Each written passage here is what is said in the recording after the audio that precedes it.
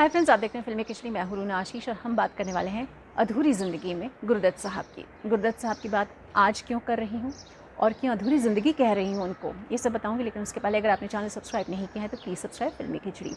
गुरुदत्त साहब का जो असली नाम था वो था Vasant Kumar Padukone. No connection with Deepika Padukone directly, कहीं और इनडायरेक्टली हो तो मालूम नहीं।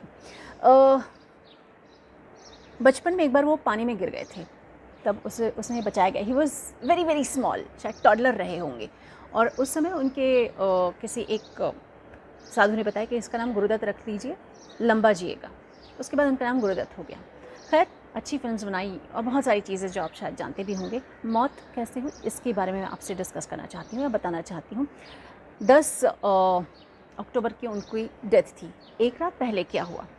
एक रात पहले ये हुआ कि गुरुदत्त साहब ने एज़ यूजुअल गीता दत्त, जो अब उनके साथ नहीं रह रही थी, वो उनकी लव मैरिज थी but later on they drifted apart, अलग अलग रहने लग गए थे। उन्होंने फ़ोन लगाया कि बच्चों को भेज दो, मैं टाइम स्पेंड करना चाहता हूँ। गीता दत्त ने भी अंडरस्टैंडिंग की वजह से उन्हें बच्चों को भेज दिया उनके पास।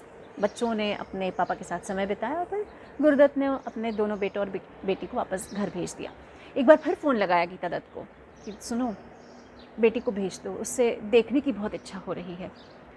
गीता दत्त से दिन भर तो बताया है, अब रात भी हो चली है, मैं तो नहीं भेजने वाली। एंड वो उनको कंटिन्यूसली कॉल करते रहे, ये कहते हुए कि अगर नहीं भेजा तो शायद मरा मुँह देखोगी। शायद उनके डिस्परेशन को गीता दत्त समझ नहीं पाई। खैर, ये फ़ोन कॉल्स जब चल रहे थे, उसी के साथ साथ उनके जो असिस्टेंट डायरेक्टर है अबरार अलवी, वो आए, डिस्कशन किया। अगले दिन उनकी यानी 10 तारीख को उनके जो मीटिंग थी वो माला सिन्हा और राज कपूर के साथ थी फॉर फिल्म बहारें फिर भी आएंगी।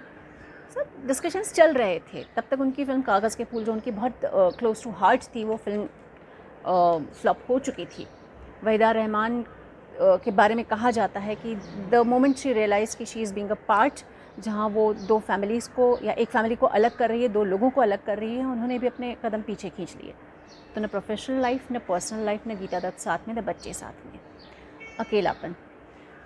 खैर, 1 बजे तक इनके डिस्कशंस चले। उसके बाद अबरार अलवी घर के लिए निकल गए। वो अकेले पेडर रोड पे अपने मकान में रह गए। अगले दिन अबरार को फ़ोन आता है ये कहते हुए कि गुरुदत्त नहीं रहे।